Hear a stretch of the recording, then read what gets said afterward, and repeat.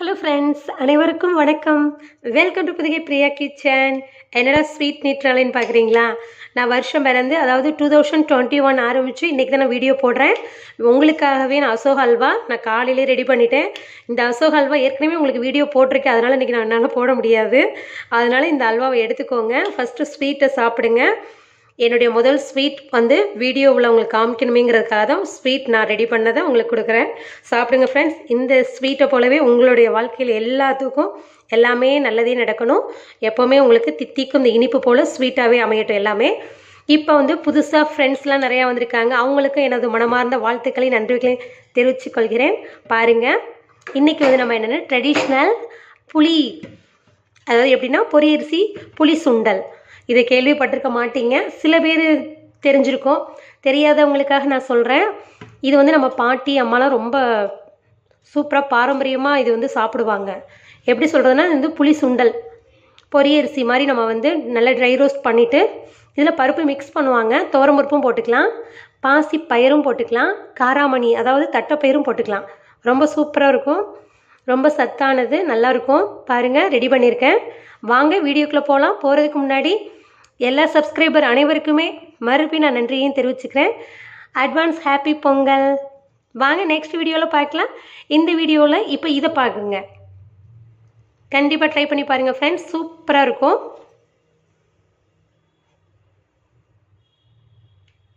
வாங்க வீடியோக்குள்ளே போகலாம்.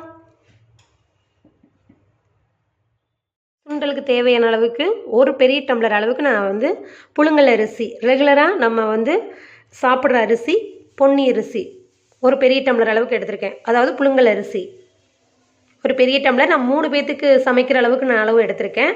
நீங்கள் வந்து வீட்டில் உள்ள நபர்களை பொறுத்து நீங்கள் வந்து அளவு கூட்டிக்கலாம். 2 பெல்லாரி வெங்காயம், சின்ன வெங்காயம் போட்டுக்கலாம். 1 கப் அளவுக்கு எடுத்துக்கோங்க. நான் வந்து 2 மீடியம் சைஸ் பெல்லாரி வெங்காயம் கட் பண்ணியிருக்கேன். இதுக்கு துவரம்பருப்பும் போடலாம், பாசி பயிரும் போடலாம், காராமணி அதாவது தட்டைப்பயிரும் போடலாம். நான் வந்து இன்றைக்கி துவரம்பருப்பு எடுத்திருக்கேன். இந்த 1 டம்ளர்னால் இந்த அளவுக்கு எடுத்துக்கோங்க. பருப்பு ரொம்ப போடக்கூடாது.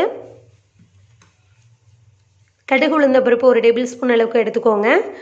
1/4 டீஸ்பூன் வெந்தயம் எடுத்துக்கோங்க. பெருங்காயத்தூள் தேவையான அளவுக்கு எடுத்துக்கோங்க. கடலைப்பருப்பு 1 டேபிள் ஸ்பூன், கருவேப்பிலை தேவையான அளவுக்கு எடுத்துக்கலாம். உப்பு தேவையான அளவுக்கு.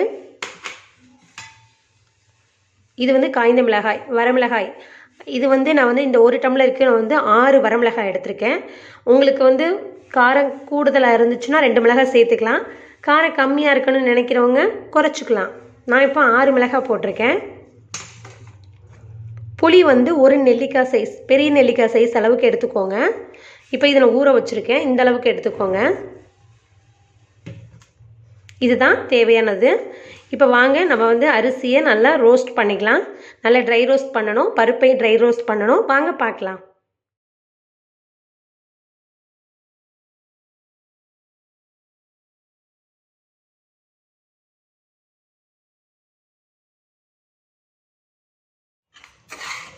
இந்த அளவில் நம்ம அரிசி வறுத்து எடுத்து வச்சுட்டா போதும். பருப்பையும் அரிசியும் நான் ஒன்றா போட்டுட்டேன், தனியாகவும் வறுத்து எடுத்து வச்சுக்கலாம்.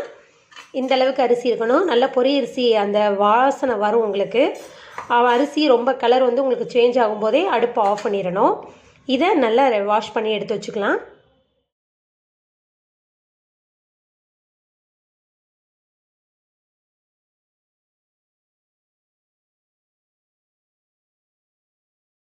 பாருங்கள், நல்லா தண்ணி கொதிக்குது. இப்போ நம்ம வந்து அரிசி களைஞ்சிட்டோம். இப்போ இதை அதில் போட்டுடலாம்.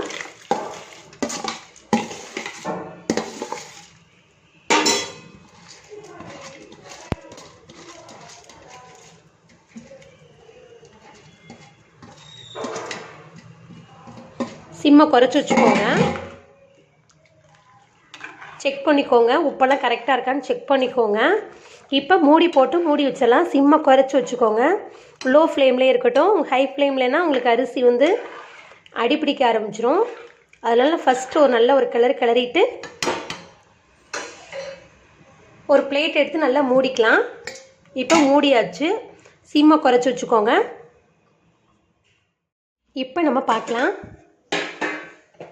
பாருங்கள், சாதம் நல்லா மலர்ந்துருச்சு. குக்கரில் வச்ச மாதிரியே இருக்குது சாதம். பாருங்கள், இந்த தவாவில் தான் நான் எடுத்து வச்சுருக்கேன். ஆனால் எப்படி இருக்குது பாருங்கள். தண்ணி கரெக்டாக எடுத்து வச்சுக்கோங்க. சொல்ல மறந்தாச்சு, நான் வீடியோ தண்ணி ஊற்றுறத உங்களுக்கு வந்து அளவு காமிக்கும் போது வீடியோ மிஸ் ஆகிடுச்சு. அதனால் நீங்கள் வந்து இப்போ நான் சொல்கிறத கரெக்டாக ஃபாலோ பண்ணுங்கள். இந்த 1 டம்ளர் நான் எடுத்திருக்கேன், ரைஸ் எடுத்திருக்கேன்னா அதே டம்ளர் அளவுக்கு 1 டம்ளர் புளி, அந்த புளி அளவு தான் 1 டம்ளர் வர அளவுக்கு கரைச்சி எடுத்து வச்சுக்கோங்க. அந்த 1 டம்ளரோட 2 டம்ளர் தண்ணி சேர்த்துக்கோங்க. 3 டம்ளர், 1 டம்ளர் அரிசிக்கு 3 டம்ளர் எடுத்துக்கோங்க. எக்ஸ்ட்ரா 1/2 டம்ளர் ஊற்றிக்கோங்க. அப்போ தான் உங்களுக்கு சாதம் நல்லா குக் ஆகும். ஏன்னா இது வந்து நம்ம வந்து நல்லா ட்ரை ரோஸ்ட் பண்ணியிருக்கோம். அதனால் கொஞ்சம் தண்ணி அதிகமாக இழுக்கும். அதனால் 1/2 டம்ளர் எக்ஸ்ட்ரா விட்டுக்கோங்க. நீங்கள் சமைக்கிற அரிசி ரெகுலராக வடிக்கும் போதே உங்களுக்கு தெரியும். சாதம் வந்து சில புது அரிசினா குழஞ்சு போயிடும், பழைய அரிசினா நின்று வேகும். அப்போ நின்று வேகிற அரிசிக்குனா ஒரு 1/2 டம்ளர் எக்ஸ்ட்ரா எடுத்துக்கலாம். சாதம் வந்து புது அரிசியாக இருந்தால் குலைவாக இருந்தால் 3 டம்ளர் கரெக்டாக போதும். அந்த வீடியோ மிஸ் ஆகிடுச்சு, சாரி ஃப்ரெண்ட்ஸ். நான் இப்போ சொல்கிற தான் நீங்கள் கரெக்டாக ஃபாலோ பண்ணிக்கோங்க. பாருங்கள், பார்க்க புளியோதரை சாதம் மாதிரி இருக்குது. ஆனால் உங்களுக்கு இது வந்து இதுக்கு பேர் என்னென்னா பொரியரிசி சுண்டல்னு சொல்லுவாங்க. இது வந்து புளி மிக்ஸ் பண்ணதுனால புளி சுண்டல்னு கூட சொல்லலாம். இது வந்து ட்ரெடிஷ்னல். நம்ம பாட்டி அம்மாலாம் இது வந்து அதிகமாக செய்வாங்க. ஆனால் இப்போ இருக்கிற காலகட்டத்துக்கு இதெல்லாம் அவ்வளோவா யாரும் சாப்பிட்ருக்க மாட்டாங்க. இதை செய்கிறவங்க வீட்டில் பாட்டி அம்மாலாம் செஞ்சுருப்பாங்க, அவங்கள்ட்ட கேட்டு பாருங்கள். இந்த புளி சுண்டல்னால் உங்களுக்கு தெரியும்.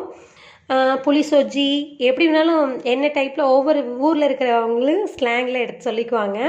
ஆனால் இது பேர் வந்து பொரியரிசி சுண்டல்னு சொல்லுவோம். புளி சுண்டல் ரொம்ப சூப்பராக இருக்கும், நல்லாயிருக்கும் ஃப்ரெண்ட்ஸ். பாருங்கள், குக்கரில் செஞ்ச மாதிரியே இருக்குது பாருங்கள். இது வந்து கொஞ்சம் குலைவாக சாப்பிட்டா நல்லா இருக்காது. இப்போ அடுப்பை ஆஃப் பண்ணிவிட்டேன். இதே மாதிரி நீங்களும் ட்ரை பண்ணி பாருங்கள். என்னுடைய சேனலை சப்ஸ்கிரைப் பண்ணுங்கள், லைக் பண்ணுங்கள், ஷேர் பண்ணுங்கள். புதுசாக இப்போ ஜாயின் பண்ணியிருக்காங்க புது சப்ஸ்கிரைபர் அனைவருக்கும் எனது மனமார்ந்த வாழ்த்துக்களையும் நான் சொல்லிக்கிறேன், நன்றியை தெரிவித்துக் கொள்கிறேன். Advance happy Pongal all subscriber and friends எல்லோருக்கும் என்னுடைய வாழ்த்துக்கள். எல்லோரும் ரொம்ப ஆதரவு கொடுக்குறீங்க. என்னுடைய கோலங்களுக்கும் நிறைய கமெண்ட் பார்க்குறேன், ரொம்ப சந்தோஷமாக இருக்குது.